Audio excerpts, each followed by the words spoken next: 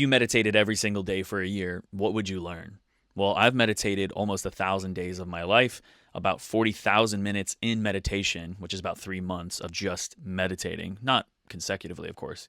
And there's one thing that I've learned that I'd like to share with you. Now, this lesson is for anybody who is an overthinker, who struggles with stress, anxiety, or depression, who struggles with mental health issues and even physical health issues regarding how they feel.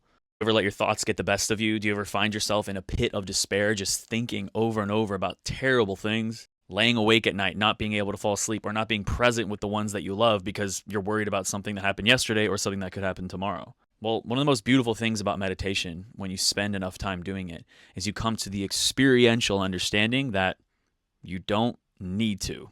You don't need to make things so hard on yourself.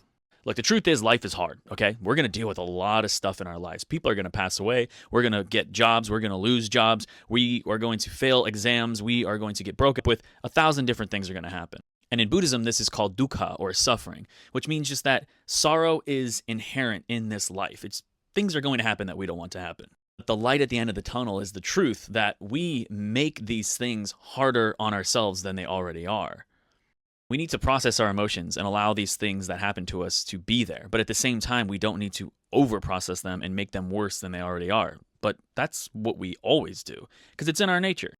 You might have heard of the parasympathetic nervous system and the sympathetic nervous system. Well, it's pretty much the fight or flight experience that happens within the body. And if you don't know what I'm saying, we are geared to be stressed so we could evolve and become better humans and survive longer. But it's 2024. We don't need that right now. We're not getting chased by lions. Technology has really increased in the last few years, which in turn has triggered our fight or flight response more often than it should for reasons that it shouldn't have. When you meditate every single day for a year, here's what happens. Stop overthinking. To put it plainly, what happens really is that you become the observer of the reality that is.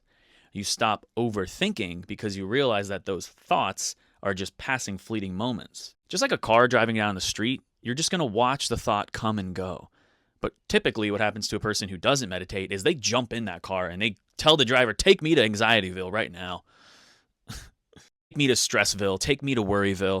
I want to feel the adrenaline. It's a matter of retraining your mind. It's actually almost like an evolutionary hack, and I'm surprised more people don't do it, because if we all started doing this, in just a few generations, humans won't worry so much. They'll worry the right amount, process their emotions as needed, and then build a better future. How did I just turn that into an advancement for human race situation? I don't know.